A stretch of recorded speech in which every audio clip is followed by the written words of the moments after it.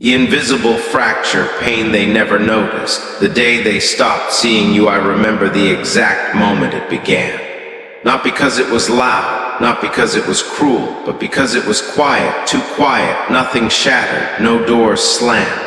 No words cut deep enough to bleed. That's how it happens. That's how you lose someone without realizing you're losing them. I was still there, standing where I had always stood, showing up the way I always had, but something shifted, and no one noticed, not them. Not even me. At first I thought I was imagining it, a passing feeling, a bad day, a temporary distance. I told myself it was nothing, because that's what strong people do. They minimize their pain so others can stay comfortable. So I stayed, I smiled, I carried on, but listened closely. There is a difference between being needed and being seen, and that was the day I stopped being seen. I spoke and my words landed softer. I helped and it was received faster, then forgot. Gave and the thank you never came, not because they were cruel, but because they were used to me. My effort became routine. My presence became background noise. My loyalty became expected. That's when it happens, when your strength turns invisible, when your sacrifice becomes normal, when your consistency stops being impressive. I didn't disappear that day. I became invisible. And invisibility hurts more than rejection, because rejection acknowledges your existence. Invisibility erases it. I was still solving problems they didn't want to face, still holding things together behind the scenes, still absorbing pressure so no one else had to feel it. But now it was assumed, taken for granted, filed under they'll handle it. No applause, no recognition, no pause to ask, "Are you okay?" And I didn't ask either, because I believed the lie that strong people don't need to be seen. That strong people don't need appreciation. That strong people are supposed to endure. So I endured. I endured the silence that followed my words. I endured the way my absence in conversations went unnoticed. I endured the subtle shift where my value was measured only by what I provided. They didn't push me away. That's the part people misunderstand. No one said, "Leave." No one slammed the door in my face. They simply forgot I was human, forgot I could feel, forgot I could break, forgot I could reach a limit. They forgot to look at me. And forgetting is worse than hate. Hate still sees you. Forgetting erases you. I became the one who was always there, so no one checked if I still wanted to be. I became the one who could handle it, so no one asked if I should. I became reliable, and reliability became my cage. Day after day, I showed up. And day after day, I was less acknowledged, not ignored in a dramatic way, ignored in a casual way, the most dangerous kind, because it teaches you to doubt yourself. You start asking questions you never should have to ask. Am I overreacting? Am I too sensitive? Is this just how things are? You convince yourself that needing to be seen is weakness, that wanting appreciation is ego, that silence is maturity, so you swallow it. You swallow the disappointment. You swallow the loneliness. You swallow the ache of giving more than you receive. Until one day you realize something terrifying. You are surrounded and completely alone. They still talk to you. They still call your name. They still expect you to show up. But they don't look at you anymore. Not really. They look past you, through you, at what you can provide. And slowly, without warning, you begin to fade, not in your actions, not in your responsibilities, but in your sense of worth. You begin to feel replaceable. Not because you are, but because no one reminds you that you're not. And that's when the fracture forms, not a break, not yet. A crack, a small, quiet crack inside your chest. The kind no one hears, the kind no one sees, the kind that grows every time your effort is met with silence. Every time your loyalty is met with indifference. Every time your presence is met with "of course" instead of "thank you." They didn't lose me all at once. They lost me in moments, in missed glances, in unreturned energy, in conversations where I was present but not included. And the most painful part, I let it happen because I believed that being strong meant staying quiet, that being valuable meant being useful, that being needed was the same as being respected. I was wrong. But I didn't know it yet. At that stage, I was still hoping, still believing, still giving. I thought if I stayed consistent, they would notice again. If I stayed loyal, they would remember my worth. If I stayed silent, things would fix themselves. That hope kept me standing. But hope, when ignored long enough, turns into something else. Something colder, something sharper, something patient. This was not the end. This was the beginning of the fracture, the invisible one, the kind that doesn't bleed.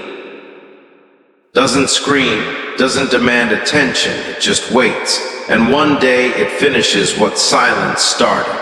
Carrying weight, no one thank you, for I carried it without being asked. That's the part they'll never understand. No meeting, no agreement, no applause at the beginning or the end. I just stepped forward because if I didn't, everything would collapse. So I became the one who held it together, the one who stayed calm when everyone else panicked, the one who listened when no one else had the patience. The one who absorbed pressure so others could breathe easier. And I never complained, not because it was easy, but because I knew what would happen if I let go. Chaos, so I carried it. I carried responsibilities that were never mine, emotions that weren't meant for my chest, expectations that grew heavier every time I proved I could handle them. At first, there was gratitude, small, fleeting, barely noticeable. Then even that disappeared. Because once people see you can carry weight, they stop asking how heavy it is. They stop checking your hands for cracks. They stop noticing your posture bending under the load. They just keep stacking more on top, and you let them. Because somewhere along the way, you learned a dangerous lesson, that your value came from how much you could endure. So you endured. You endured the late nights fixing problems no one wanted to claim. You endured the silence when things went right, because success was expected. You endured the blame when things went wrong, because strength attracts responsibility. And slowly, quietly, the weight stopped being shared. It became yours, all of it. You became the pillar everyone leaned on, the foundation they never looked at. The support beam hidden behind finished walls. No one praises the foundation. They only notice it when it cracks, so you stood still. You held firm. You swallowed the strain, even when your muscles burned, even when your mind screamed for rest, even when your soul felt like it was sinking inch by inch. You told yourself it was fine, because if you didn't carry it, who would? And that question trapped you. Because once people depend on your strength, they stop developing their own. They get comfortable, lazy, entitled. They assume you'll always be there, and assumptions are heavier than expectations. Assumptions say you don't get to step away, you don't get to falter, you don't get to be human. You are the solution, not the person. And solutions aren't thanked. They're used. I watched it happen in real time, the way my efforts stopped being noticed, the way my sacrifices were no longer acknowledged, the way my exhaustion became invisible. If I succeeded, it was normal. If I struggled, it was inconvenient. So I stopped mentioning the weight. I stopped asking for help, stopped explaining how tired I was, stopped hoping someone would notice on their own. Because hope, once ignored too many times, becomes humiliation. And I refused to beg, so I carried it quietly. I carried the emotional weight, the responsibility, the unspoken expectations. I carried other people's peace at the cost of my own. And the cruelest part, they thought this meant I was fine. They mistook my silence for stability, my endurance for comfort, my loyalty for obligation. They didn't see the cracks forming in my hands, didn't hear the strain in my voice. didn't notice how my presence became heavier, quieter, colder. Because as long as things worked, they didn't care how much it cost me. That's the reality no one talks about. The strongest person in the room is rarely the happiest. The most reliable is rarely the most supported. The one who carries the most is usually the one who is carried the least. And still I stayed, because I believed that if I carried enough, someone would eventually say, "That's too much for you." But no one did. They just added more, another responsibility, another expectation, another silent demand. Until one day I realized something that changed everything. They weren't ungrateful. They were accustomed to my strength, accustomed to my sacrifice, accustomed to my silence. And when people get used to you carrying their weight, they don't thank you for it. They resent you for ever putting it down. That's when the anger started to grow. Not explosive, not dramatic, controlled, precise. Because anger doesn't always roar. Sometimes it sharpens. I began to see the pattern clearly. They relied on me, but they didn't respect me. They needed me, but they didn't protect me. They benefited from my strength, but they never asked what it was costing me. And that realization was heavier than anything I had carried before, because it meant the weight was never temporary. It meant this wasn't a phase. It was a role they assigned me without my consent. The strong one, the dependable one, the one who can handle it. And once you're cast in that role, people forget you can feel pain. They forget you can say no. They forget you can break. But here's what they didn't know. Every time I carried what wasn't mine, I was learning who noticed, learning who cared, learning who only showed up when they needed something. Every silent sacrifice sharpened my awareness. Every unthanked effort burned a lesson into my spine. I was becoming observant, calculating, less emotional, more precise. They thought I was just enduring. They didn't realize I was adapting. Because carrying weight doesn't just exhaust you, it changes you. It teaches you where the limits are. It teaches you who respects strength and who exploits it. It teaches you the cost of being available to everyone. And slowly, quietly, something inside me shifted. I didn't stop carrying the weight yet, but I started measuring it. And once you measure the burden, you start deciding who deserves access to your strength. That was the beginning of the end for them. They just didn't know it yet. The first cracks they laughed at it didn't start with hatred. It started with laughter, soft at first, casual, disguised as jokes. That's how disrespect enters the room, smiling, friendly, unthreatening. I remember the first time I said no, not loudly, not angrily, just calmly, and the room changed, not because I was wrong, but because I wasn't obedient. They smiled, they laughed, they brushed it off like it was nothing. Relax. Don't take it so seriously. You've changed. That word is always used when someone stops being useful. They didn't ask why I set the boundary. They didn't ask what it cost me to finally speak it. They joked about it, as if protecting myself was something amusing, as if limits were weaknesses, as if silence before had been permission forever. And I stayed quiet because I was still learning, still watching, still measuring. But something inside me cracked, not loudly, not violently, a clean fracture. The kind you only feel when you move the wrong way. That's when the jokes started piling up. Little comments, side remarks, words wrapped in laughter so they could deny the intent. You're too serious now. You used to be easier. Why are you acting like this? As if growth was betrayal, as if self-respect was arrogance. They laugh because laughter feels safe. It hides cruelty behind humor. It gives cowards an exit. And every laugh landed like a blade, not because the words were sharp. Because they revealed something ugly. They were testing me, testing how much disrespect I would tolerate, testing how far they could push before I pushed back. testing whether the quiet one would finally snap, and I didn't. I stayed silent, and silence terrified them, so they mistook it for weakness. They thought quiet meant fragile, they thought calm meant afraid, they thought restraint meant submission. They didn't understand the difference between control and surrender, so they escalated. The jokes got louder.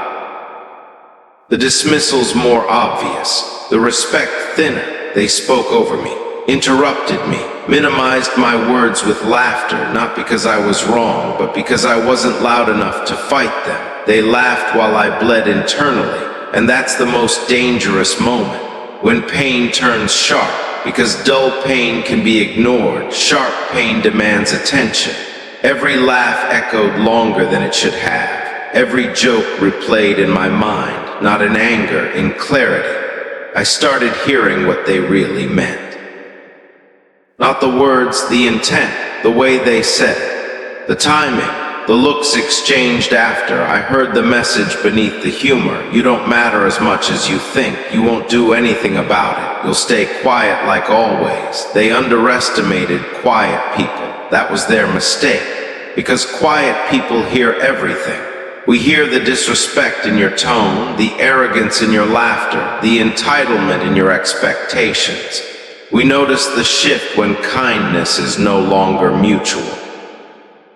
When effort becomes one-sided, when boundaries are treated like inconveniences. And while you're laughing, we're calculating. I let them laugh. I let them believe the jokes didn't land, that the comments didn't sting, that the silence meant acceptance. But inside, something hardened. I stopped reacting emotionally, stopped defending myself, stopped trying to explain, because explaining gives power to people who don't listen. Instead, I observed. I watched how quickly respect disappeared once I stopped overgiving. I watched how uncomfortable they became when I didn't laugh along. I watched how they needed me to stay the old version of myself. The quiet one, the agreeable one, the one who never pushed back. And the more I changed, the more they laughed, because people mock what they can't control. They mock boundaries because boundaries expose entitlement. They mock silence because silence reflects their own noise. They mock restraint because restraint reminds them of their lack of discipline. Their laughter wasn't confidence. It was fear in disguise, fear that I was no longer predictable, fear that I was no longer available, fear that I was no longer theirs to use. So they laughed louder, and I went quieter. That contrast drove them insane because they couldn't read me anymore. They didn't know if I was hurt, if I was angry, if I was planning something. And uncertainty is unbearable to people who thrive on control. So they tried one last thing. They underestimated me openly. They spoke as if I wasn't there. Decided things without me, dismissed my contributions like they were nothing. They laughed and waited for me to break. They wanted a reaction, anger, tears, defensiveness, anything to confirm that I was still under their influence, but I didn't give it to them. And that silence, that was the moment the villain was born. Not because I wanted revenge, not because I wanted chaos, but because I finally understood something simple and terrifying. People who laugh at your boundaries will never respect your loyalty. People who mock your silence are threatened by your control. People who joke while you bleed do not deserve your strength. That realization cut deeper than any insult, because it meant I wasn't dealing with misunderstanding. I was dealing with entitlement, and entitlement doesn't change with conversation. It only understands loss, so I stopped bleeding internally. I sealed the cracks, not with forgiveness, not with confrontation, with detachment. I stopped offering access to my emotions, stopped volunteering my energy, stopped explaining my choices. And suddenly the jokes didn't hit the same, because laughter needs an audience, and I was no longer listening. They thought the cracks were weakness. They didn't realize cracks are where light escapes. where pressure reveals structure, where transformation begins. They laughed at the first cracks. They won't be laughing at what comes next, because quiet people don't break loudly. We break patterns, we break cycles, we break free. And when we finally move, we don't announce it. We let the silence explain everything. When you stopped explaining yourself, there comes a moment when words stop serving you. Not because you have nothing to say, but because you finally understand who isn't listening. That was the moment I stopped explaining myself. Not out of anger. Not out of spite, out of clarity. I realized something simple and brutal. Every explanation I gave was an invitation for someone else to judge my truth. Every justification was permission for them to decide if my pain was valid. Every defense was proof that I still needed their approval. So I withdrew my words. I stopped translating my boundaries into languages they could twist. Stopped turning my reasons into debates. Stopped shrinking my truth so it would fit inside their comfort. And the silence that followed, it wasn't empty. It was powerful. At first, they didn't notice. They kept talking, kept questioning, kept expecting answers. Why are you like this now? What happened to you? You used to explain things better. Used to, that's how you know you're changing. When the old version of you becomes a reference point used to invalidate the new one. But I didn't respond, because explanations only work when there is respect on both sides, and respect had already left the room. So I let the silence do what words never could. I let it expose them. Without explanations, people reveal themselves. They project, they assume, they accuse. They tell stories about you to make sense of the access they lost, and I watched it happen. Some grew uncomfortable, some grew angry, some grew desperate. Because silence removes leverage. You can't argue with someone who isn't arguing back. You can't manipulate someone who won't explain. You can't control someone who doesn't need you to understand. That's when they started filling the gaps themselves. They called me cold, distant, arrogant. They said I changed. No, I evolved. I stopped bleeding out loud, stopped offering my thoughts to people who only wanted control, stopped explaining my worth to those who benefited from doubting it. And that terrified them, because explanation is access. And I closed the door. I learned that people who demand explanations rarely want understanding. They want compliance. They want you to talk long enough to say something they can twist. They want you emotional because emotions are easier to control. So I became quiet, measured, unreachable. Not because I had nothing to say, but because I finally knew when silence was louder, and something strange happened. The more I stopped explaining, the more they started explaining themselves. Their tone changed. Their confidence cracked. Their words got sharper. Because when you stop justifying your existence, you force others to confront theirs. And most people aren't ready for that. They need you predictable, readable, manageable. They need you to explain so they can stay comfortable. But comfort was no longer my responsibility, so I stood in my silence. And in that silence, I found something dangerous. Freedom. No more rehearsing conversations in my head. No more crafting perfect responses. No more begging to be understood. I let them misunderstand, because misunderstanding from the wrong people is peace. I let them believe whatever helped them sleep at night. I didn't correct their assumptions, didn't chase their approval, didn't clarify my intentions. I simply moved differently, calmer, slower, more deliberate, and the shift was immediate. They felt it. They felt the loss of access, the loss of influence, the loss of the version of me that used to explain. That version was gone, and the new one, silent, observant, apologetic. This is what they never teach you. Silence isn't absence, it's authority. It says, I don't need you to agree. It says, I don't need to be understood to be right. It says, I've already decided.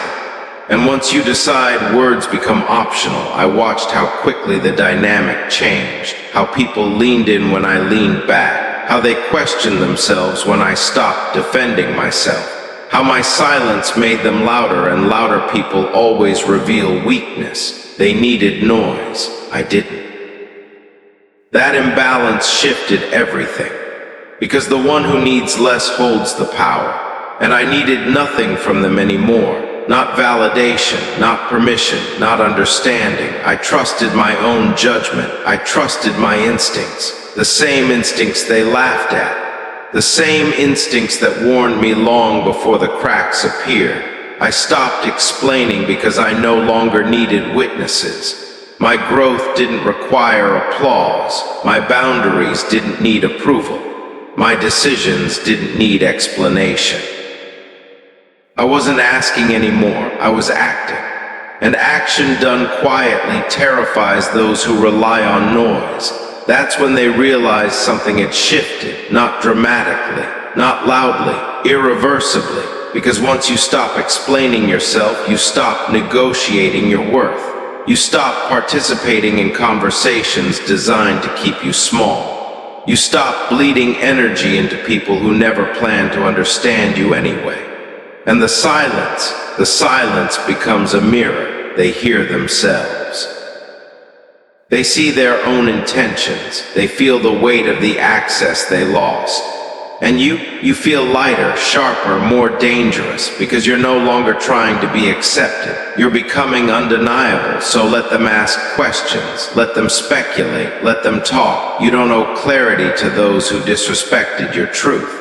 You don't owe explanations to people who laughed at your boundaries. You don't owe your voice to anyone who only listened to respond. Silence is not retreat, it's repositioning. And when you stop explaining yourself, that's when the world realizes you're no longer asking for permission. You're preparing for something bigger, something final, something they won't be able to laugh at, not anymore. You left without making noise. I didn't leave with slammed doors. No final speeches, no dramatic confrontations, no burning bridges lit for everyone to watch. I left quietly.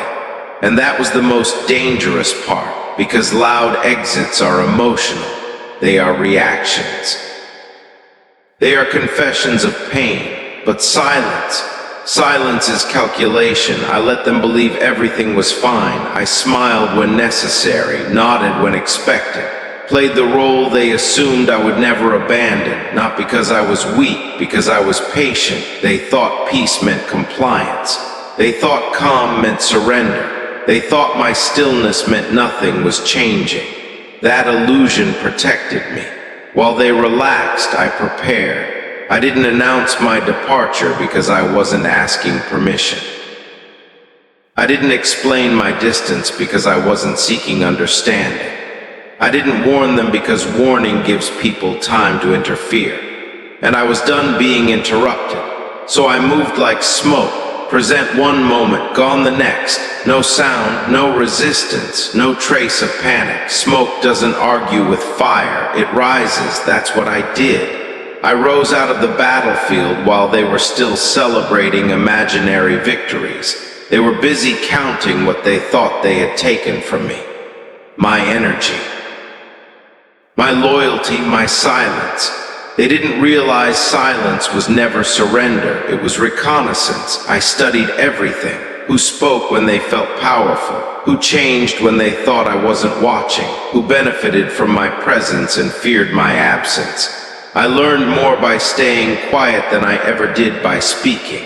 And when the moment came, I left. No drama, no tears, no explanations wrapped in guilt, just absence. And absence is loud in ways noise could never be. Because when you leave without making noise, people don't notice immediately. At first, they enjoy the quiet. They think they've won. Then they start to feel it. The shift, the imbalance, the missing weight, because some people don't realize your value until the structure collapses without you holding it up. I didn't announce my exit. I let consequences do the talking. I let silence finish what words never could. They expected confrontation. They expected emotion. They expected chaos. What they got was calm. Controlled, deliberate, final. That's when confusion set in. Because chaos they could manipulate. Emotion they could exploit. Anger they could provoke. But detachment terrifies people. It tells them you already moved on, that you've already accepted a future without them, that their presence is no longer necessary for your peace. And that realization hits deeper than rage ever could. I didn't leave because I was hurt. I left because I was done. There's a difference. Hurt people react. Done people disappear. And disappearing quietly is a form of dominance, because it denies closure to those who thrived on control. I didn't give them the satisfaction of seeing me break. Didn't give them the narrative of my pain. Didn't give them the moment they rehearsed in their heads. I took that power with me. I let them replay conversations, wonder what they missed, question when it changed. That uncertainty became their punishment, because unanswered questions echo longer than accusations. I walked away like a king stepping off the throne unnoticed. No ceremony, no applause, no farewell, just a shift in the air. And suddenly the room felt colder. Because when a king leaves quietly, the crown doesn't disappear, it waits. I didn't burn bridges, I simply stopped crossing them. I didn't destroy the kingdom, I removed my protection from it, and everything exposed without my presence had to face itself. That's what they didn't understand. My silence wasn't mercy, it was restraint. I could have spoken, could have confronted, could have shattered illusions publicly. But that would have been for them, not for me. I chose discipline over drama, strategy over satisfaction, detachment over destruction, and that choice changed everything. Because now when they speak my name, it carries uncertainty.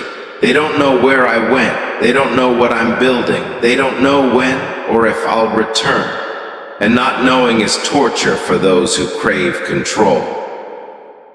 I left without making noise because noise gives people something to react to. Silence leaves them alone with themselves, and that's where most people lose. I didn't need revenge, I needed distance.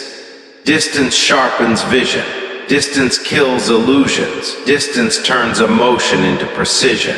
And once precision replaces emotion, you stop making mistakes. That's when you become dangerous. I didn't leave angry.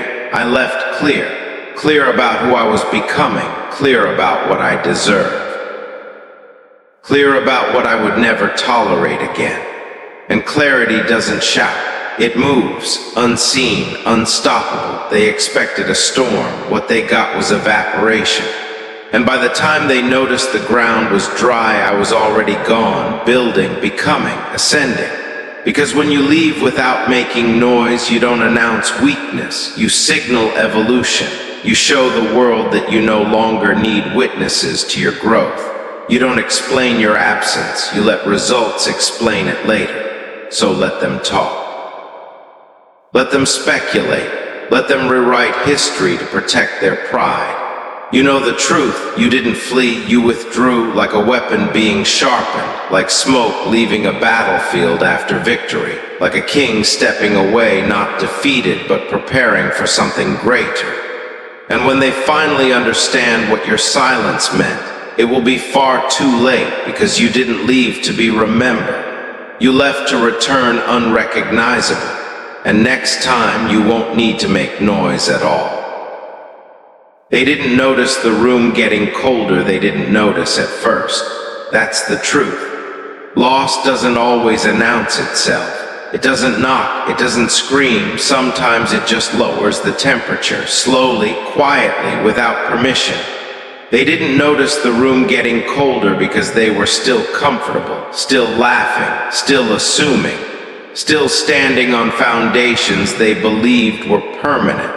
They thought stability was automatic. They thought strength was structural, not human. They thought the balance would hold itself. It didn't, because I was the balance. And when I left, something invisible went with me. Not the obvious things, not the noise, not the surface-level presence they thought defined me. Energy left. The kind of energy you only miss after it's gone. The kind that absorbs pressure, that smooths conflict, that quietly holds chaos together. They didn't notice when conversations felt heavier, when decisions took longer, when laughter didn't travel as far as it used to. They blamed stress. They blamed timing. They blamed everything except the truth that I was gone. And without me, things didn't break immediately. They weakened. Stability doesn't collapse in one moment. It erodes, it frays, it hesitates, like ice thinning under confident footsteps. They still walked like nothing had changed. That's the dangerous part. They didn't notice the room getting colder because cold feels subtle at first. It's just a draft. Just discomfort, just something you adjust to, until your hands stop working the way they used to, until your breath changes, until you realize too late that warmth was never guaranteed. I watched from a distance, not with satisfaction, not with anger, with clarity, because consequences don't need emotion, they need time, and time was on my side. They started losing momentum. Small things slipped, details missed, errors multiplied quietly. The machine still ran, but it wasn't smooth anymore. And that's when confusion crept in. Because nothing was obviously wrong, yet everything felt harder. Their comfort began to unravel, not dramatically, not publicly. Internally, they felt it before they understood it. That's how real loss works. It announces itself in the body before it reaches the mind. Tension without a source, irritation without a cause, fatigue that sleep doesn't fix. They felt the absence before they named it, because absence is louder than arguments. Arguments end. Silence lingers. No one was holding the emotional weight anymore. No one was translating tension into calm. No one was absorbing the pressure behind the scenes. I used to do that, quietly, consistently, without applause. And when I stopped, the pressure didn't disappear. It redistributed onto them. They began snapping at each other, second-guessing decisions, questioning things they never questioned before, not because they were weak, because something essential was missing. They didn't notice the room getting colder because they were too busy pretending everything was fine.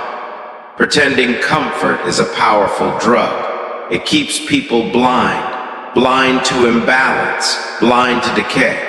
Blind to the quiet forces holding their world together until those forces withdraw. And when they do, the illusion shatters, slowly, painfully, inevitably. I wasn't there to soften edges anymore, wasn't there to smooth transitions, wasn't there to hold tension in my chest so others could breathe freely. And suddenly breathing felt harder for everyone else. They felt exposed, vulnerable, not in a dramatic way, in a subtle way. The way you feel when something that protected you is no longer present. That's when fear begins, not panic. Fear, the quiet kind, the kind that asks questions late at night. What changed? Why does this feel different? Why does everything feel heavier now? They searched for answers everywhere, except where they should have looked, at the empty space I left behind. Because acknowledging that would mean admitting they underestimated what I was holding together. And people hate admitting that. They hate realizing their comfort depended on someone they ignored. So they rationalized, made excuses, shifted blame, anything but acceptance. Meanwhile, the cold deepened, momentum slowed further, confidence eroded, certainty fractured. And without certainty, even strong systems begin to shake. They started missing deadlines, missing cues, missing the rhythm that once made everything flow. That rhythm was me, not my voice, not my presence, my consistency, my endurance, my willingness to carry what others couldn't see. When that disappeared, the cost surfaced. And that's when resentment emerged, not toward me, toward each other. Because when a system loses its anchor, everything else turns inward. Pressure turns people against themselves. They didn't notice the room getting colder until they started feeling alone in rooms full of people. Until support felt thinner, until trust felt fragile, until cooperation felt forced instead of natural. That's the psychological edge. Loss is felt before it's understood. By the time understanding arrives, damage is already done. I didn't need to remind them I was gone. The cold did that for me, because cold exposes truth. It reveals what was warmth and what was just habit. It shows who brought heat and who only enjoyed it. And suddenly they realized something terrifying. Nothing was holding them the way it used to. Nothing was buffering impact. Nothing was absorbing mistakes. Nothing was quietly protecting the structure I was, and I wasn't anymore. They tried to replace that. Delegated responsibilities, redefined roles, restructured systems, but replacements lack soul. They replicate function, not presence. And presence is what they lost. They didn't lose a person.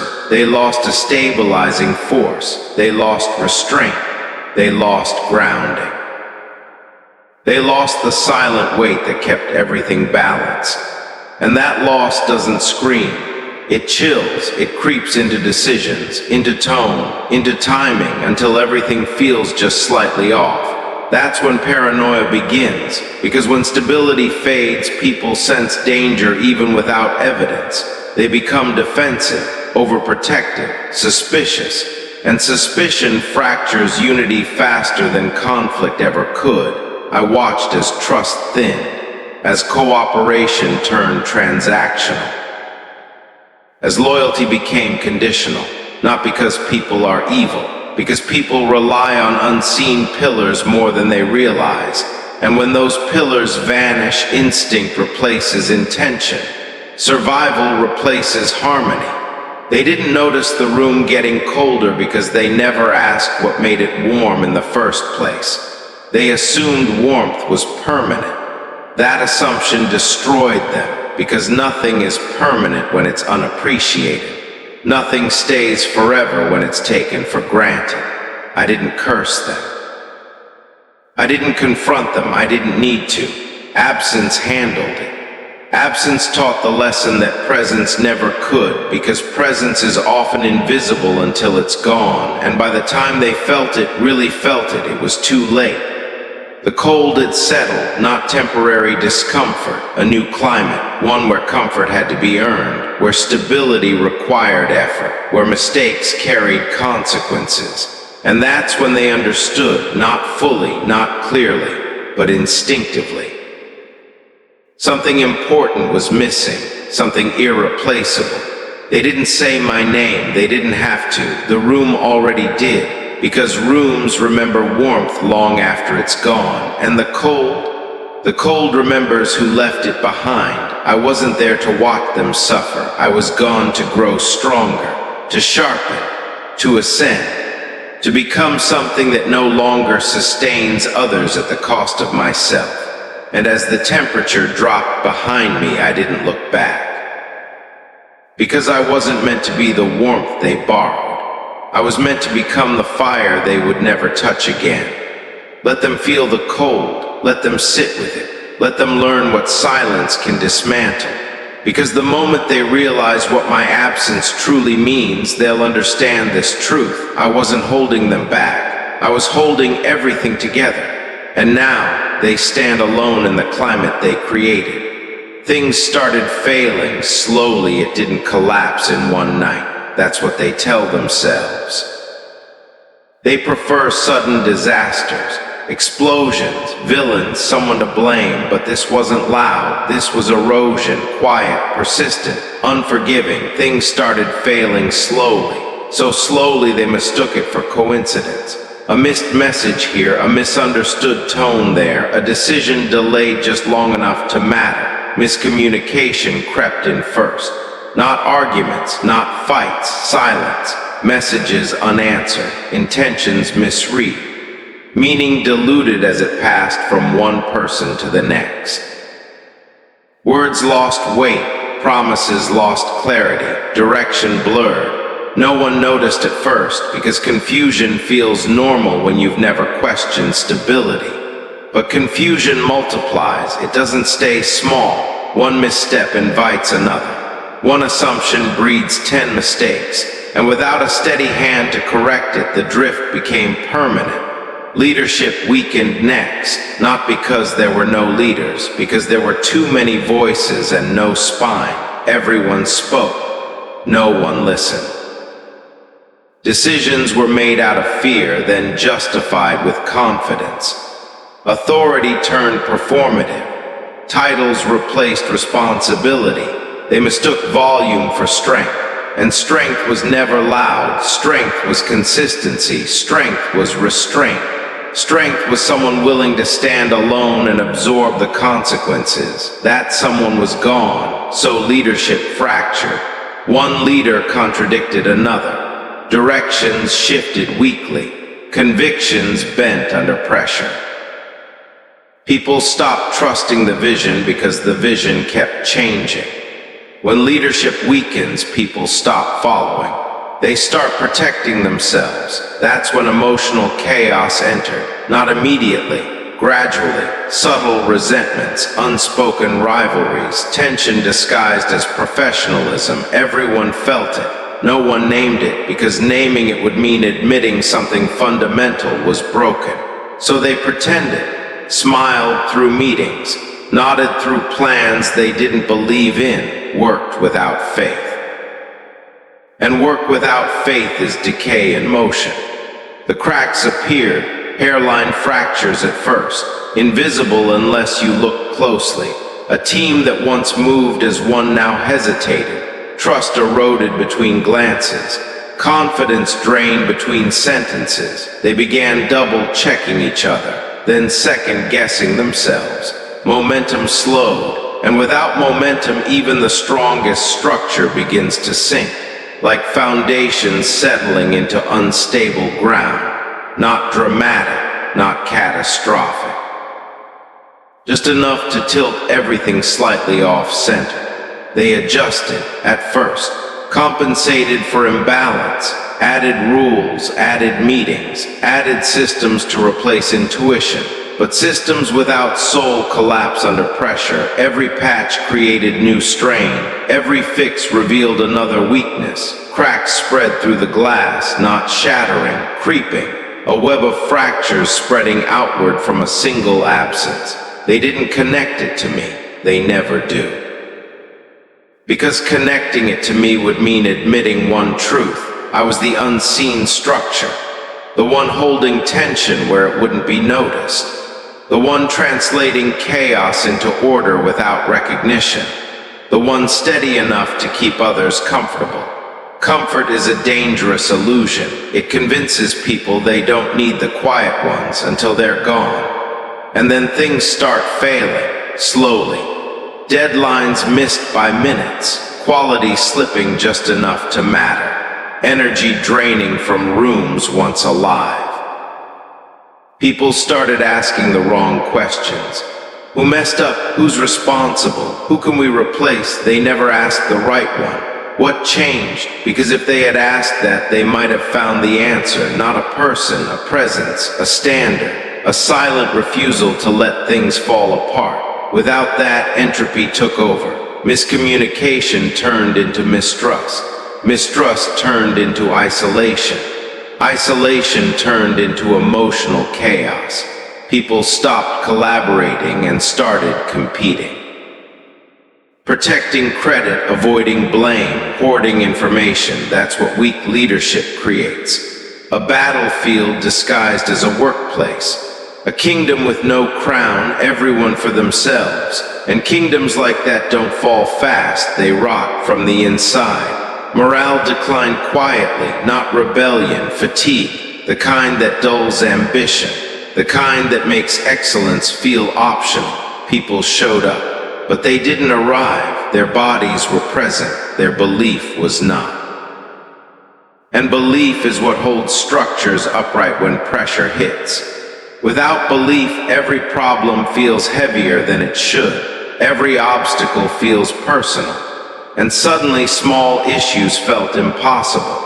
They started losing people, not resignations, disengagement, the most dangerous kind of loss. People who stay but stop caring. That's when decline becomes inevitable, because you can replace roles. You can't replace commitment. The foundations kept sinking. Subtly, the building still stood. That's what fooled them. They pointed to the structure and said, "See, we're fine." They ignored the tilt, ignored the stress fractures, ignored the way everything leaned toward collapse, because admitting weakness requires humility, and humility was never their strength. So they blamed external forces, market shifts, timing, pressure, anything but the truth that the absence of one steady force had unbalanced everything. I didn't sabotage them, I didn't curse them, I didn't intervene, I stepped away. And the system revealed itself, because strong systems survive change. Weak ones collapse without their crutch. Things started failing slowly because slow failure hurts more. It leaves no villain to fight, no enemy to defeat, just consequences. Consequences don't negotiate. They don't care about intentions. They don't respond to excuses. They simply arrive. And when they do, they ask one question: what was holding this together? By the time they started asking that, the answer was already gone. They tried urgency, panic-driven decisions, forced optimism, motivational speeches without substance. But urgency without direction is just chaos with confidence. It accelerated the collapse, cracks widened, glass began to flex under pressure. And flexing glass doesn't make noise until it shatters. They felt it coming. That's the cruelest part. They sensed the decline before they could stop it. Meetings grew tense. Voices grew defensive. Trust evaporated. Everyone felt the ground sinking. No one knew how to stop it, because the solution wasn't a tactic. It was a presence they dismissed. I wasn't perfect. I was necessary. And necessity isn't noticed until it's gone. Things started failing slowly, because that's how truth moves. It doesn't rush. It reveals itself piece by piece until denial becomes impossible. And when that moment comes, when the structure finally admits it's unstable, the collapse isn't dramatic.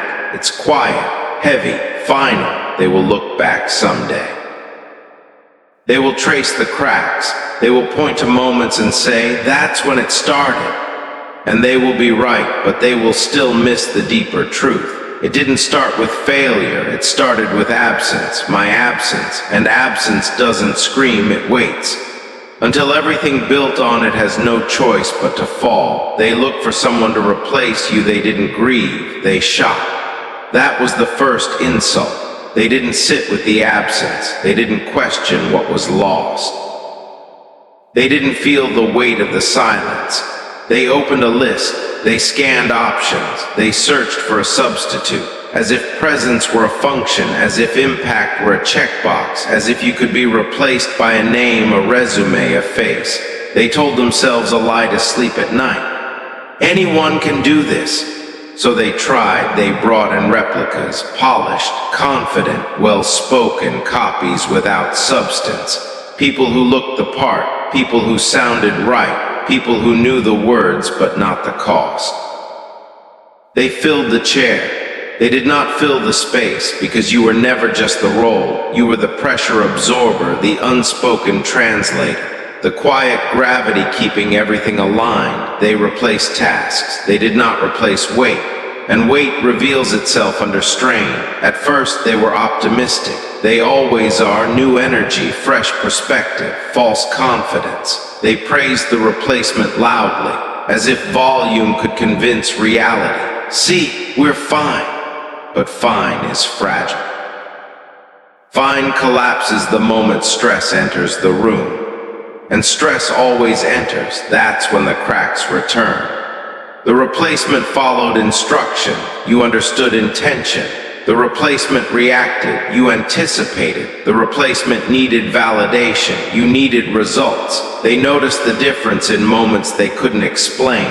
Decisions took longer. Problems circled instead of ending. Momentum hesitated. They blamed adjustment time. They always do. But time doesn't create substance.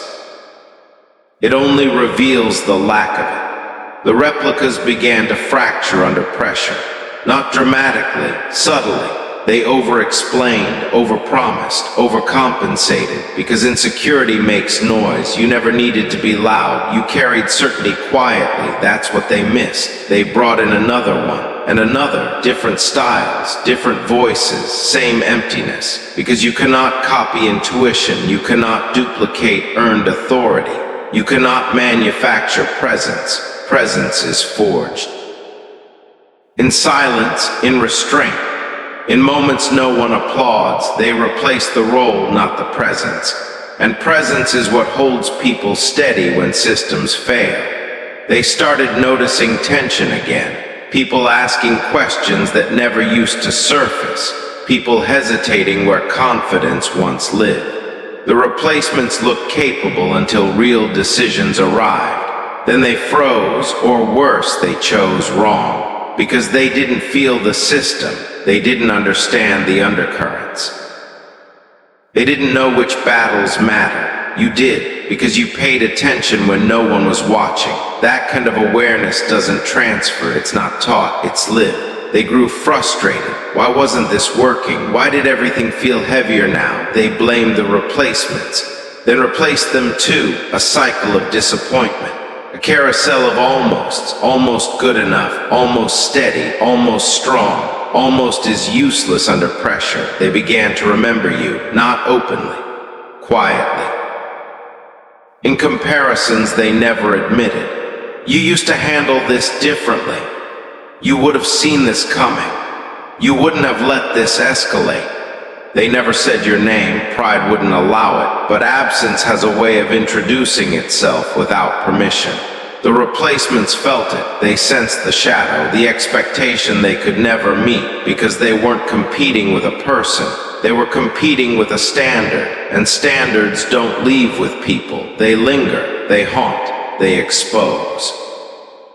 No matter who stood in your place, the weight overwhelmed them. Because they didn't carry responsibility the way you did. They carried titles, they carried authority, they carried optics, you carried consequences. You understood that leadership isn't about being seen, it's about being relied upon. You held tension so others could breathe. That kind of strength is invisible until it's gone. They learned that too late. Meetings grew heavier again, voices sharpened, trust thinned.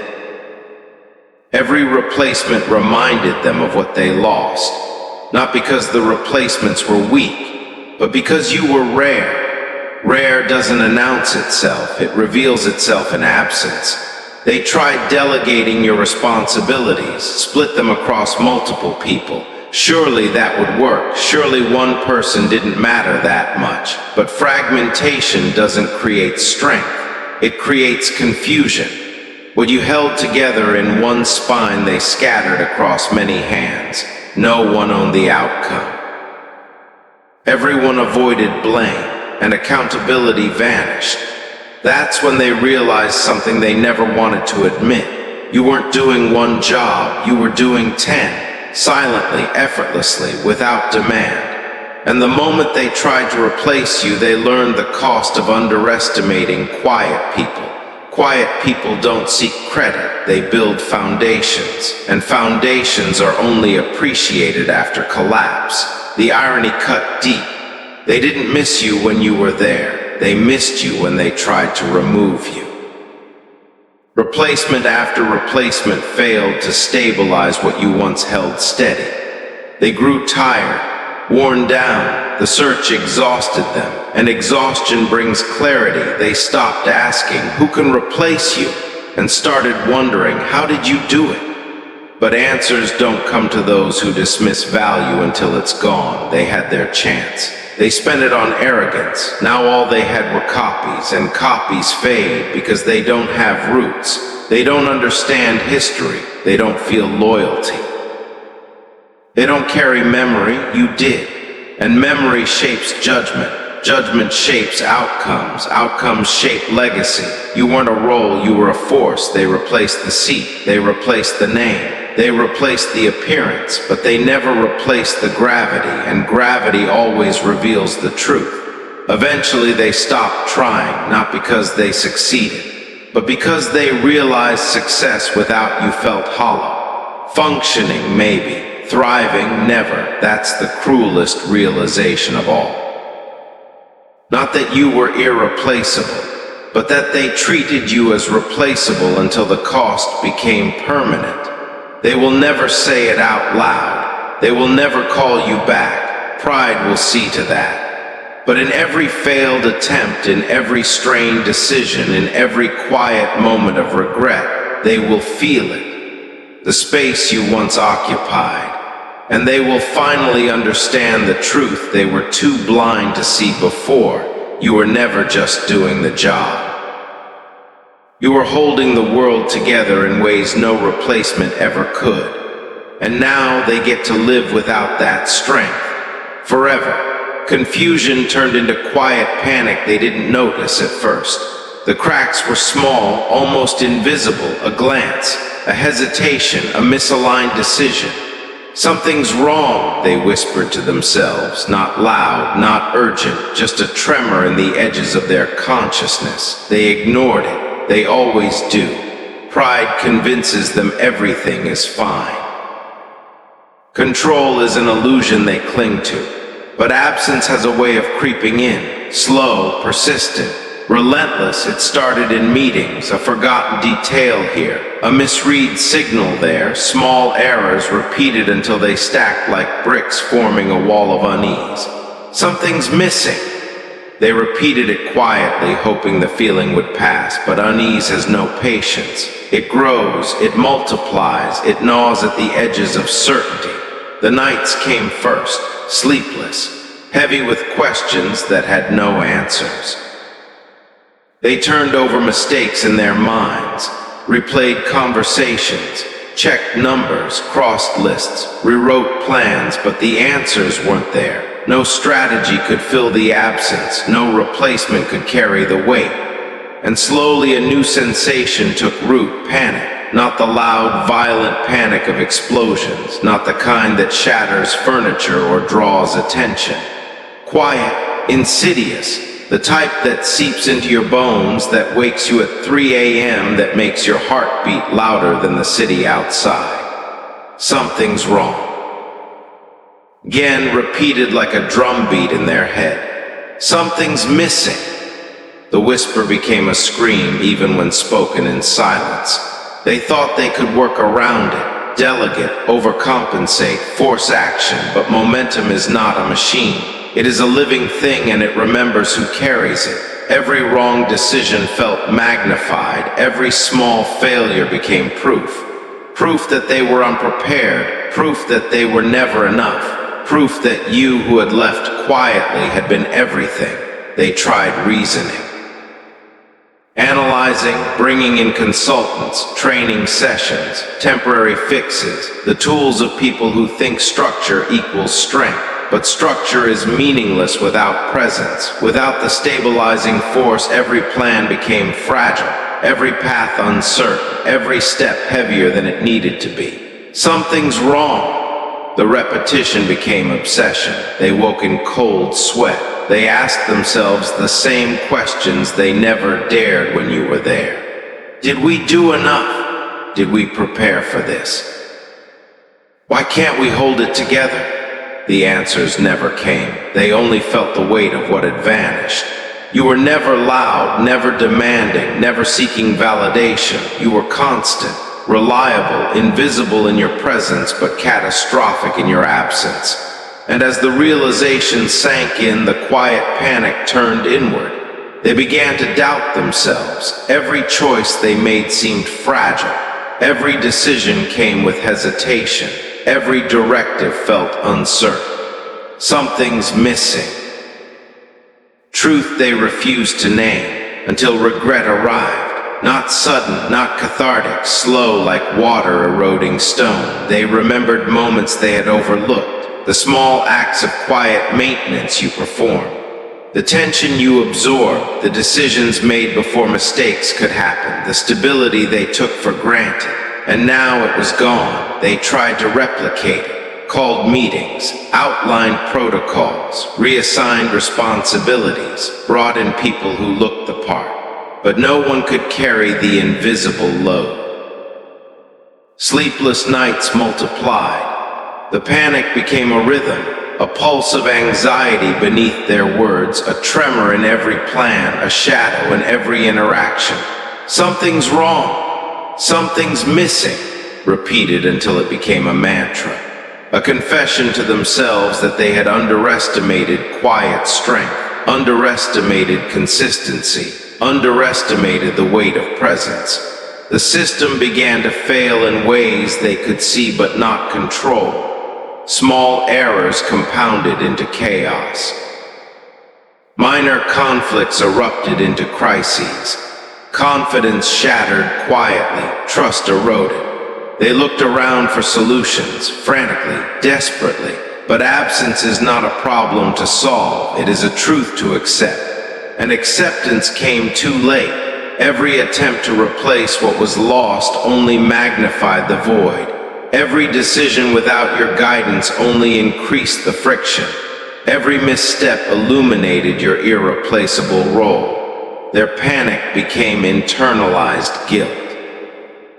A gnawing sense of culpability that no meeting or memo could erase. They replayed choices, the ones they made when they thought you were replaceable, the moments they dismissed your contribution as invisible, the times they underestimated you. It all returned, flooded their consciousness, and nothing could stop it. Quiet panic is worse than chaos. Chaos demands action, panic paralyses. It lives in hesitation, in the inability to move forward. In the relentless awareness of what has been lost and the impossibility of restoring it. Something's wrong. Something's missing. They repeated in meetings, in whispers across the office, in their sleep, in the spaces between deadlines, in the cracks of conversations. Everywhere it echoes, a ghost of the presence they rejected, a reminder of the invisible weight they ignored. The mental unraveling is gradual. At first it's subtle, a skipped step, a misread sign, a hesitation, then it spreads. Doubt infects decisions, anxiety clouds judgment, confidence collapses silently. The panic is quiet, but it's absolute. It doesn't scream, it doesn't demand attention, it merely consumes. They start second-guessing themselves. Every action is questioned, every outcome dissected, every mistake magnified. And the longer the absence lingers, the more they realize no one else can fill it. No one else carries the weight. No one else anticipates the fractures. No one else holds the room together when the walls threaten to fall. They learned finally that your departure was not a loss they could prevent. It was a revelation that strength is quiet, presence is silent, impact is invisible until gone. They try to regain control, reassert authority, rebuild momentum, but momentum obeys gravity. And you are gravity. Everything they try now feels heavier, every decision slower, every outcome more uncertain. They replay your absence. Every moment they didn't notice you. Every time they assumed someone else could do what you did. Every time they laughed while you bled internally. And the quiet panic grows, not explosive, not loud, but persistent. It doesn't need noise. It doesn't need drama. It sits in the air. It waits in meetings. It hums in every conversation. It shadows every plan. They sense the imbalance before they can name it. They feel the missing gravity, the structure you once held silently, and their panic deepens. Every choice now is haunted, every action measured against an invisible standard. every decision burdened by the knowledge that they can no longer rely on what was once constant. And in that quiet unraveling, in that creeping dread that no reassurance can fix, they finally understand the truth. You were never just a call. You were the axis, the one keeping everything aligned, absent, invisible to them, and now undeniable. They will lie awake, questioning every move, every choice. Every moment they ignored you, and the truth will repeat itself. Something's wrong. Something's missing forever, until they realize too late that what they took for granted was never replaceable, and what they lost was never theirs to replace. Alone you faced what they never could. I stood there. Alone, where they could never follow, they left, or maybe they just never arrived. Either way, I was alone, and in that solitude the world didn't stop. It pressed on. It demanded reckoning. I faced the shadows they never saw, the ones that lived in the quiet corners of my mind, the ones that whispered doubts, questioned every step, reminded me of every betrayal. They never wanted to see this part of me, the part that trembled beneath the weight of expectation, the part that bled quietly without complaint, without notice. Alone, I faced it. I faced the emptiness they left behind. The absence that screamed louder than any insult, that carved hollows where laughter once lived. I sat with I watched it, measured it, named it. It wanted to consume me. It wanted rage. It wanted vengeance. It wanted to see me broken, but I didn't give it what it wanted. I didn't reach for knives. I didn't shout. I didn't claw at the walls of a world that had ignored me. I turned inward. Looked straight at the darkness in my chest, felt the hollowness of their absence, and realized it was mine to hold, mine to understand, mine to transform. Every slight, every dismissal, every moment they forgot me, I held it. I accepted it. I did not soften it. I did not excuse it. I let it live inside me. And then I began to change. Pain became a teacher. Loss became a map. Silence became clarity. I understood what they never could. That power does not come from applause. That strength is not in being seen. That true authority comes from standing alone and not bowing. I faced my reflection. Not the reflection they recognized, not the one they laughed at, ignored, or dismissed, but me, the raw, unbroken, undeniable self. I forgave no one, not yet. Forgiveness is a luxury for the weak, for those who cannot endure their own reflection. I did not need it. I did not seek it. Instead, I chose growth. I chose to rise, to turn absence into armor, to turn their neglect into fire, to let the lessons of solitude forge me into someone they could never imagine. Alone, I discovered the strength of quiet, the power of restraint, the force of patience. I learned to move without announcement, to act without validation, to become a presence that commands without sound. I held the darkness, I understood it, I mastered it. And in mastering it, I found a strange liberation. They could not touch me. Their opinion had no weight. Their absence had no void. Their judgment no impact, because I had faced what they never could. I had seen the entirety of my shadow. And I was not afraid. I learned to embrace the solitude, to see it not as punishment, but as a crucible. It burned away the illusions. It stripped me of dependency. It showed me the edges of my own resilience. And I rose, alone, yes, but whole, indivisible, unstoppable.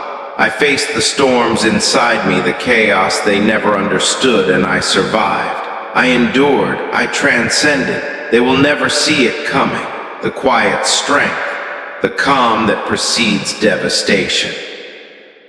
The controlled fury that bends worlds. I do not need them. I do not wait for their recognition. I do not crave their validation. I have learned the power of solitude, and in that solitude I have become untouchable. Alone I faced what they never could. Alone I became what they never imagined, and from this quiet crucible I rise unbroken, unseen, and unstoppable. Pain stopped hurting, it started teaching. Pain spoke to me. At first it screamed. It shouted with the volume of every betrayal, every slight, every moment they forgot I existed. It was raw, it was bitter. It wanted me small, fractured, broken, but I listened, really listened. And I realized pain does not only wound, pain teaches, pain shapes, pain forges. Every scar etched into my skin, every sleepless night, every quiet tear, they were lessons. Not punishments, not chains, but instructions. I learned discipline from her, from the sharpness of betrayal, from the weight of absence. I learned how to endure, how to calculate, how to stand tall when the world expected me to crumble. Pain became a teacher, not a tormentor. Each blow carved clarity into my mind. Each loss sharpened my senses. Each silence revealed what I truly needed to survive and to dominate. I burned the weakness inside me, piece by piece, memory by memory, until only steel remained. Steel forged from fire, from storms, from the fury of being unseen, unheard, dismissed. And it wasn't gentle, it was a crucible. A relentless, scorching trial designed to strip away everything soft, everything fragile. It demanded precision, it demanded patience, it demanded power. I embraced it. I did not fight it, I welcomed it. Because in that fire I became what they could never break. Look at yourself. Look at the scars you carry. Do you see shame? Do you see weakness? Or do you see proof? Proof that you endured, proof that you transformed, proof that you are becoming untouchable. Pain taught me timing. Pain taught me restraint. Pain taught me to move without announcing my power, to strike only when necessary, to let the world unravel before me while I remain steady. It showed me that strength is not loud. It is deliberate. It is precise.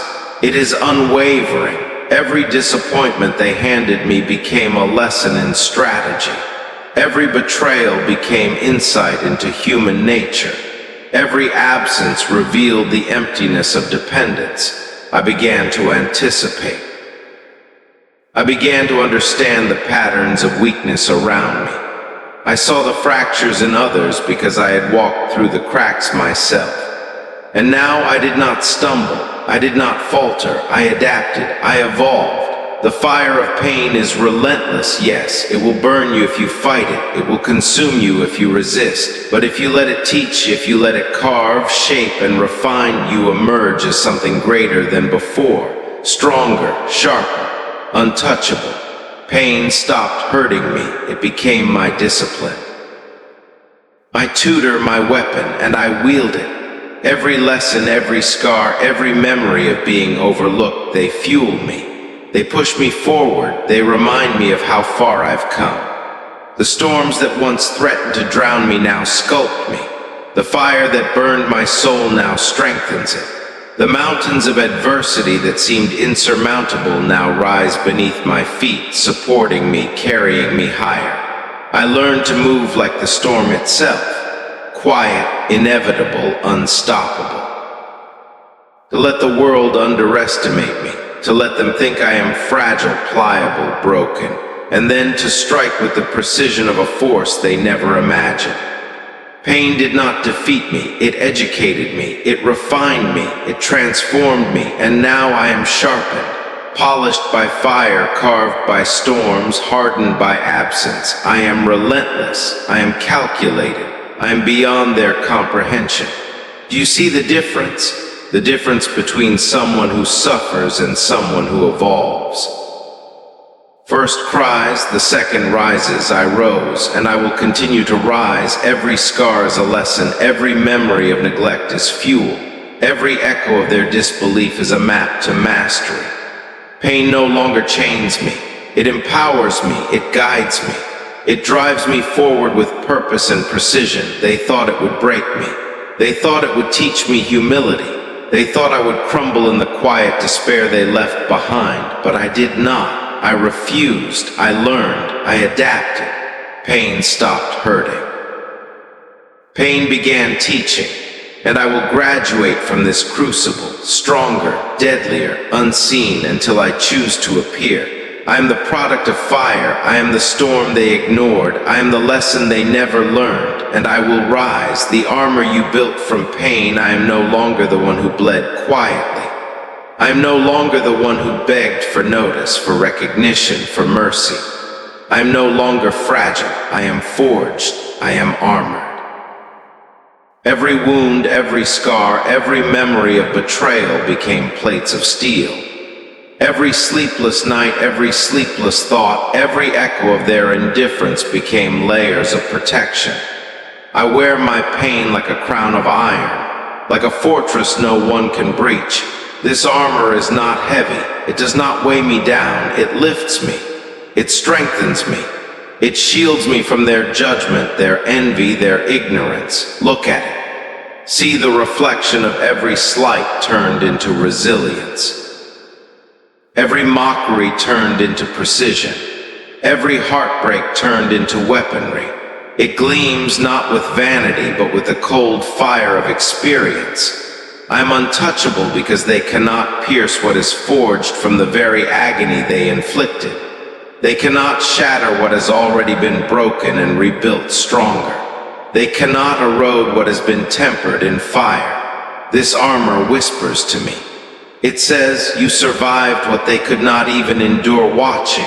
It says, you are no longer the one they overlooked. It says, you are a force they will never reckon with.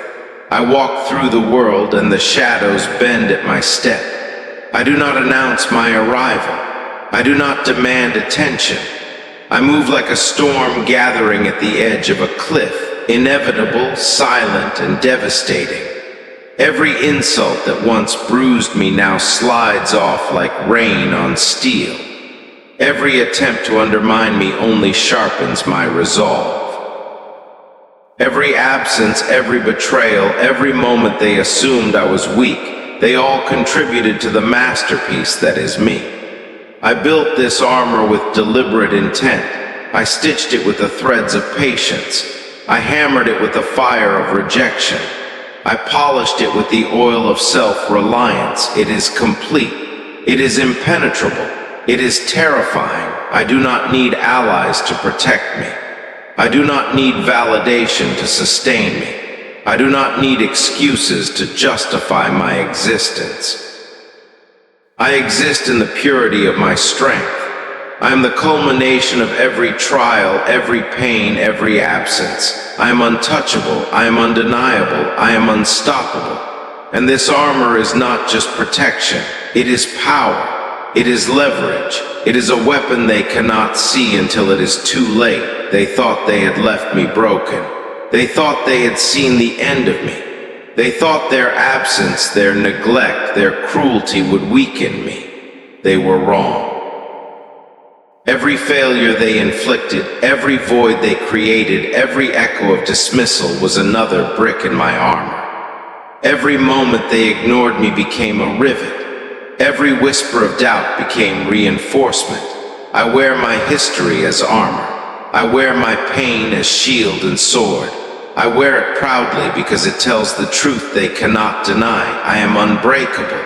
I am relentless. I am everything they fail to understand.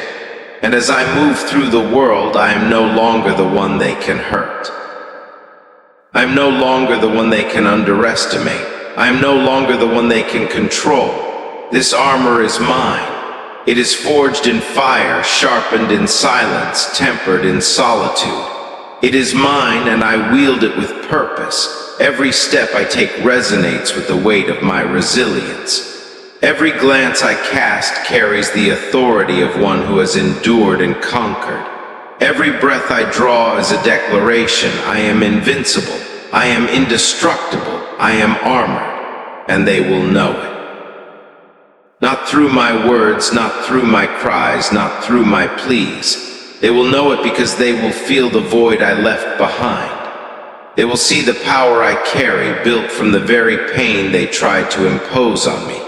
I am the storm they never anticipated. I am the armor they never understood. I am the force born from fire, silence, and survival.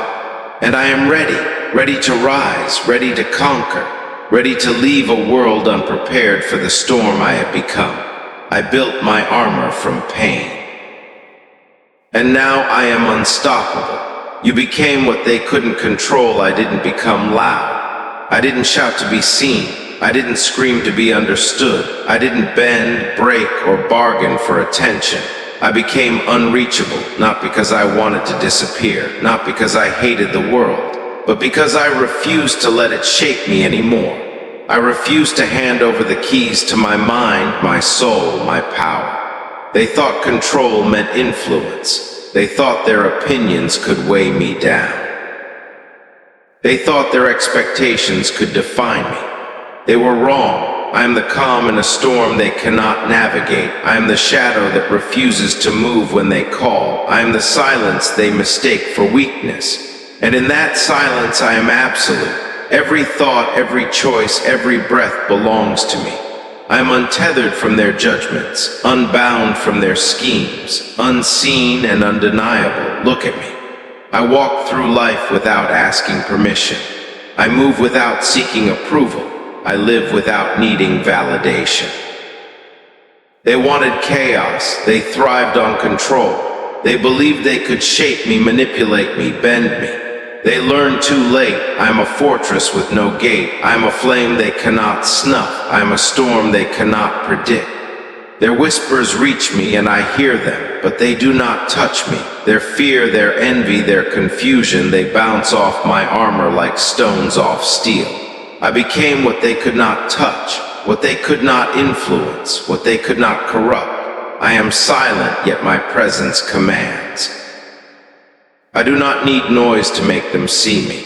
I do not need drama to make them fear me. I exist in the stillness and that is enough. I do not chase, I do not plead, I do not explain. I am the unseen power, the unacknowledged force, the untouchable. I do not yield, I do not break, I do not apologize for existing beyond their reach. Look at yourself. Look at the power within that they have never understood. Do you see it? Do you feel it? It is not chaos. It is not rebellion. It is mastery. I mastered myself. I mastered my emotions, my reactions, my life. I became the storm they cannot predict. I became the shadow they cannot catch. I became the silence that speaks louder than their noise. I am free, not in the shallow sense of independence, not in the hollow sense of detachment, but in the deep, unshakable certainty that no one can move me, shape me, or own me. They will try, they will test, they will fail because I am no longer theirs to influence. I am no longer theirs to break. I am no longer theirs to control. I did not become loud, I became unreachable. I am the echo that comes from within, not from them. I am the fire that burns without permission. I am the storm that gathers silently, ready, inevitable. And now when they look for the power they thought they had over me, they find nothing. Nothing but a figure forged in silence, armored in pain, sharpened by solitude, untouchable by their hands, their words, their presence. I am unreachable. Not absent, not broken, not silent out of fear. I am unreachable because I am complete. I am unreachable because I am whole. I am unreachable because I am beyond them. Every attempt to sway me, to corner me, to claim me only proves my evolution. Every whisper of doubt, every expectation unmet, every plan they made in my absence strengthens me. I am untouchable. I am unstoppable. I am inevitable. And as I move through this world, they realize, too late, that the one they lost was never the weak one. The one they lost was the force they could never contain. The one they lost was me. I became what they couldn't control. I became what they feared. I became the quiet reckoning they never saw coming. I do not need applause. I do not need recognition. I do not need validation. I exist in the power of being unclaimed. I thrive in the mastery of my own silence. I rise in the strength of my own independence. I am beyond their reach.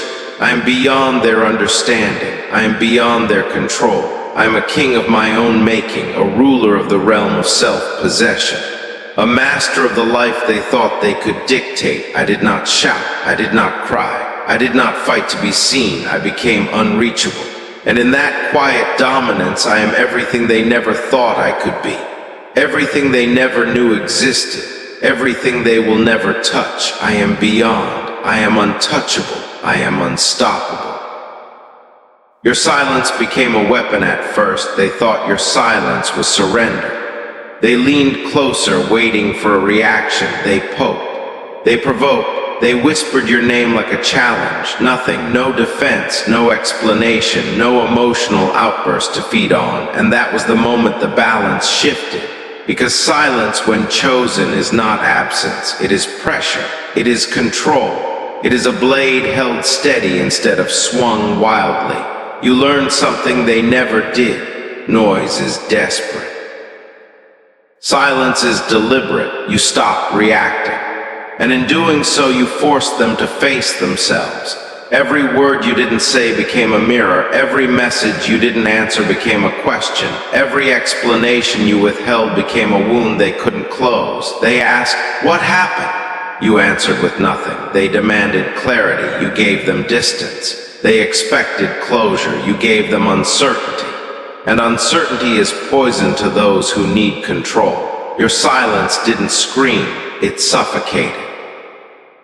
It crept into their thoughts late at night. It followed them into quiet rooms. It sat beside them when there was no one else to distract them. Because when you stop explaining yourself, they are forced to explain you to themselves, and they failed. They replayed conversations you had already buried. They searched for hidden meanings in words you never spoke. They wondered what you knew, what you felt, what you were planning. You weren't planning anything. You were finished, but they didn't know that. Your silence became a weapon not because it was cruel, but because it was final.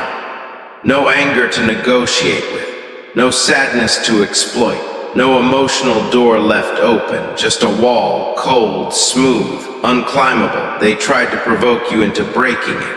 They tried kindness, then guilt, then accusation, still nothing, and that terrified them, because people who rely on chaos cannot survive calm. People who manipulate need feedback. They need reactions. They need proof they still matter. Your silence starved them. You didn't announce your strength. You demonstrated it. You spoke through restraint, through discipline, through the refusal to perform your pain for their understanding.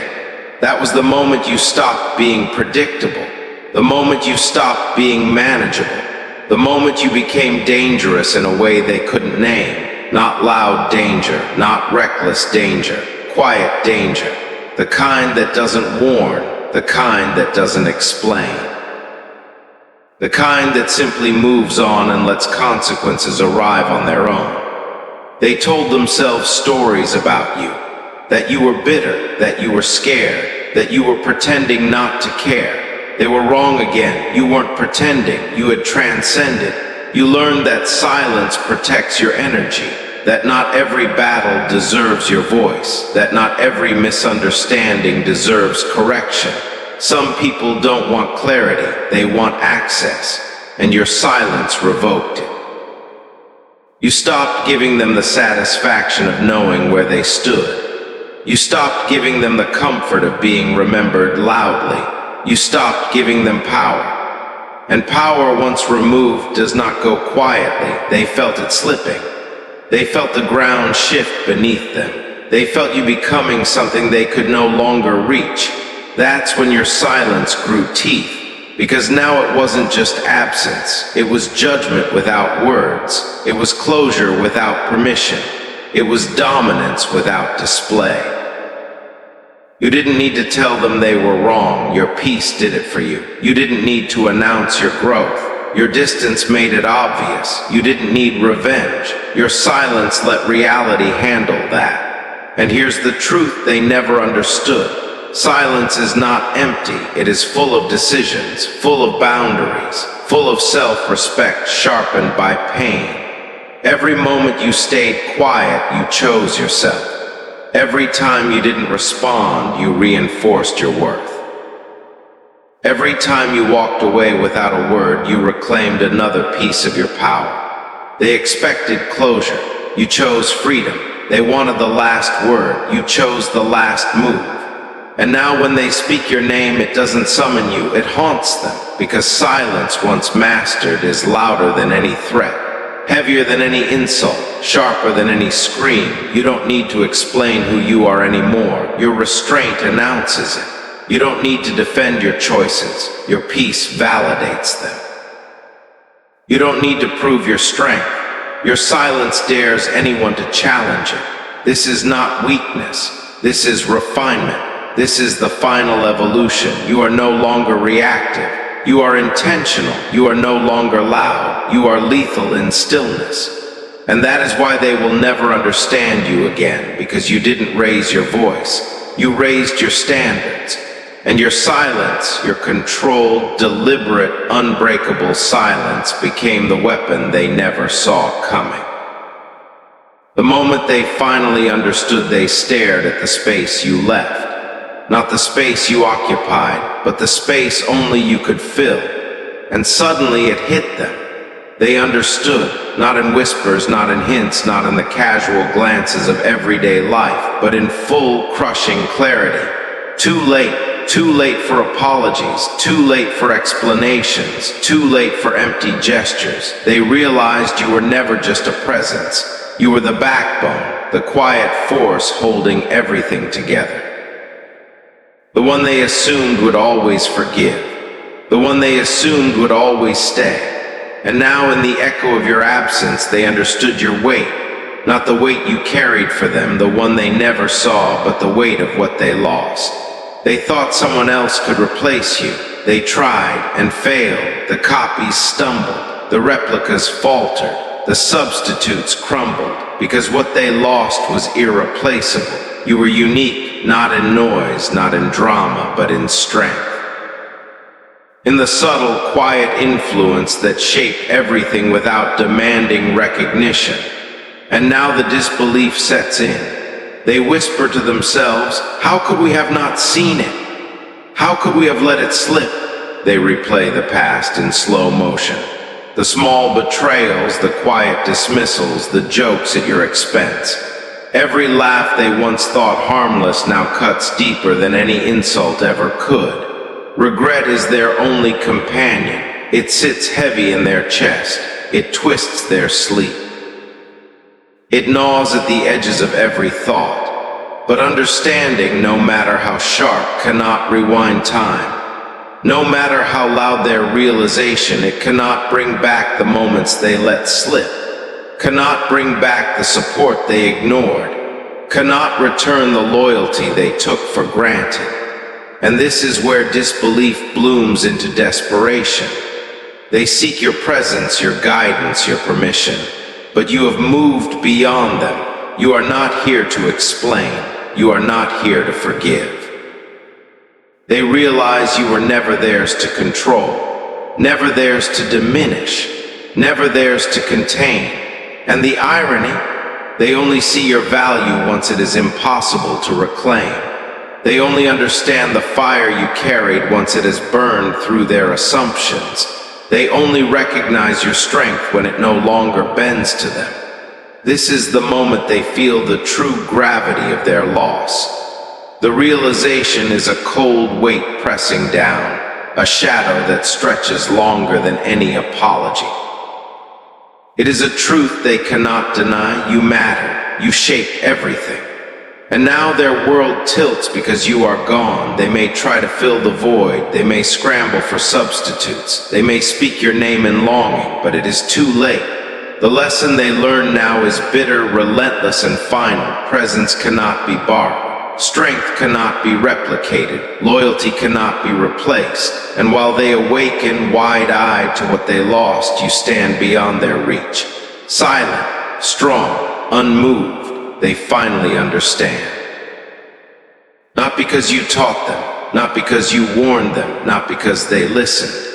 They understand because time, cruel and unyielding, has forced the truth upon them. And that is power. the power of knowing your own worth, the power of moving on when they were still learning how to see, the power of leaving them behind, finally awake, finally aware, but helpless. You became the proof they cannot touch, the presence they cannot reclaim, the truth they ignored until it became impossible to deny.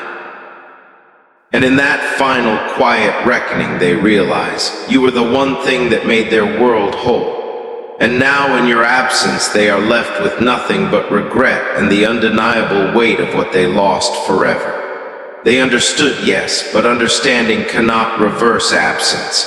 Understanding cannot undo the years of neglect. Understanding cannot summon you back. They only see now, and it is too late. Because while they wake to regret, you have risen, you have grown, you have transformed. And they are left with the echo of your presence, a silence louder than any apology, sharper than any plea, and heavier than anything they have ever known. You are gone, but in your departure you are complete. They finally understood, too late. The final silence, this is where it ends, not with noise, not with victory speeches, not with closure they can understand. It ends with silence, not the silence of fear, not the silence of defeat, but the silence of someone who has nothing left to prove. You don't look back anymore, because there is nothing behind you worth turning toward. They wait for a reaction, a message. A sign, one last confirmation that they matter, they get nothing, and that nothing crushes them more than any confrontation ever could, because this silence is not empty, it is full of decisions already made, full of doors already closed, full of a self that no longer needs permission to exist. You've said everything you needed to say, not with words, but with absence. They mistake silence for peace at first. They tell themselves it's temporary, that you'll come back when the emotions settle. But this is not emotional silence. This is final silence. This is the kind of quiet that comes after evolution, after shedding skin, after burning bridges without lighting the fire publicly. You don't announce your departure. You outgrow the place entirely. And something inside them knows it. They feel it in the stillness, in the way your name no longer triggers a response, in the way your absence doesn't beg to be filled. You didn't disappear. You ascended beyond the need to be seen by them. That is what terrifies them most, because anger could be blamed, sadness could be exploited, words could be twisted, but silence cannot be controlled. Silence answers nothing. Silence negotiates nothing. Silence gives them no leverage. You no longer argue your worth. You no longer clarify your intentions. You no longer explain your boundaries. You live them. And living them quietly is the loudest declaration you could ever make. They try to remember the version of you that stayed, the version that endured, the version that bent. That version is gone, not destroyed, completed. You didn't become cold, you became precise. You didn't become distant, you became self-contained. You didn't become heartless. You stopped bleeding for people who never noticed the wounds. This final silence is not punishment. It is consequence, not revenge. Resolution. You don't wish them harm, you don't wish them growth. You don't wish them anything at all, and that indifference is freedom, because the opposite of love is not hate, it is release. And you have released them. Your silence draws a line they cannot cross, a border they cannot negotiate, a finality that does not need explanation. They may speak your name for years. They may rewrite the past to ease their guilt. They may pretend they always knew your value. It changes nothing. You are no longer part of their story. You are the chapter that ended it, and here is the truth that seals everything. You didn't win because they lost. You won because you stopped playing. You stepped out of the chaos, out of the need to be chosen, out of the hunger to be understood by people incapable of seeing you. You chose yourself, quietly, completely. This silence is not waiting. It is moving forward without dragging the past behind you. This silence is not hesitation. It is certainly refined to its purest form. This silence does not ask for acknowledgement. It does not seek validation. It does not crave an audience. It simply exists.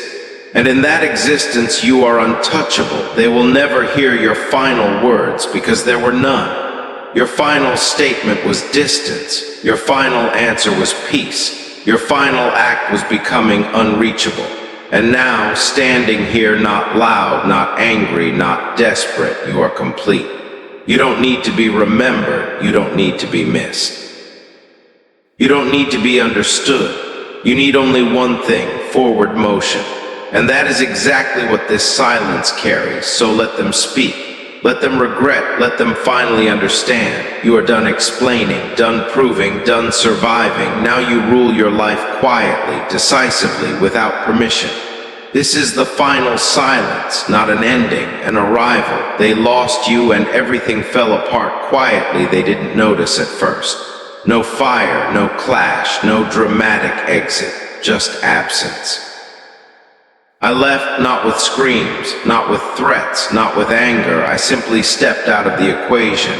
And in that simple step, everything changed, not immediately.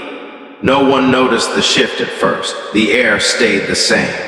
The rooms were filled with the same voices, the same routines. But underneath it, the foundation had already cracked. They didn't see me go, and that was the point. Because the quiet is heavier than noise. The stillness cuts deeper than any sword. The absence of a person who mattered is louder than the presence of 10 who do not. They carried on thinking nothing had changed, thinking the world remained intact, thinking they could continue as if I had not existed. They were wrong. The work I did without applause, the energy I gave without expectation, the care I offered without acknowledgement was not replaceable. And slowly, imperceptibly, they began to notice the void. Small things first, a missed connection here, a mismanaged moment there, a misstep that no one else could prevent. They whispered, they blamed circumstances. They blamed each other. They blamed themselves, but never me. I didn't return to watch them fall. I didn't orchestrate chaos. I didn't deliver revenge. I simply left, and that was enough. Because when the person who kept the system running, who held the balance without needing recognition, disappears, the cracks do not need to be forced. They spread, they widen, they collapse silently. No shouting, no accusations, no excuses, just quiet. A creeping realization that nothing works as it once did. And by the time they recognize the depth of what was lost, it is irreversible. They lost me, and everything fell apart quietly. They scramble for solutions. They look for replacements. They hire, they promote, they beg for someone to fill the space. It is impossible because you cannot replicate presence. You cannot manufacture understanding. You cannot buy care or loyalty. You can only mimic it, and that mimicry fails.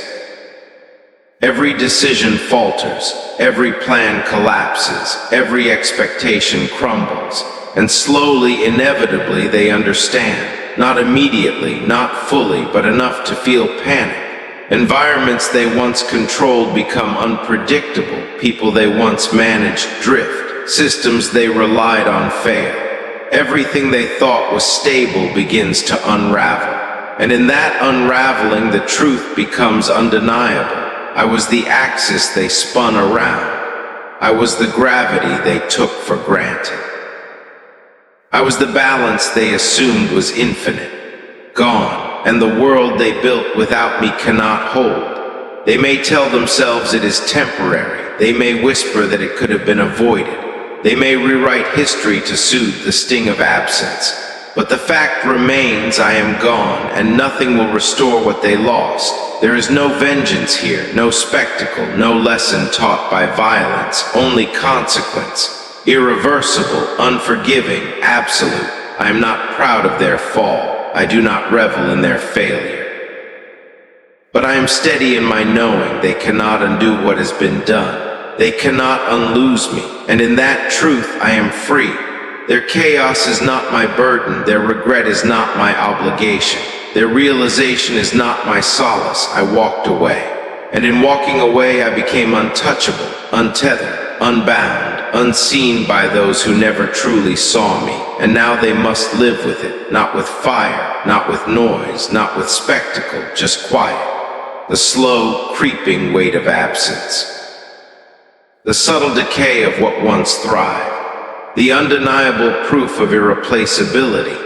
They lost me, and everything fell apart quietly. No dramatic finale, no grand statement, only stillness, only acceptance, only the judgment of absence. And in that quiet I rise, because the one who leaves silently leaves permanently. And the world, for those who took you for granted, will never be the same again. They lost you, and it was too late to fix, too late to apologize. Too late to reclaim what was never truly theirs. I am gone, and in my absence everything speaks. Silence is louder than any voice, and that silence is mine. No one can touch it, no one can undo it, no one can survive it. They lost me, and everything fell apart quietly, completely, irrevocably. And that is all the answer they will ever get. You do look back, I walk, and I do not glance over my shoulder. Not because I have forgot, not because I forgive. Not because I am blind to what was taken, or what was broken, or what was lost. I walk because I am done carrying the weight of those who never truly saw me.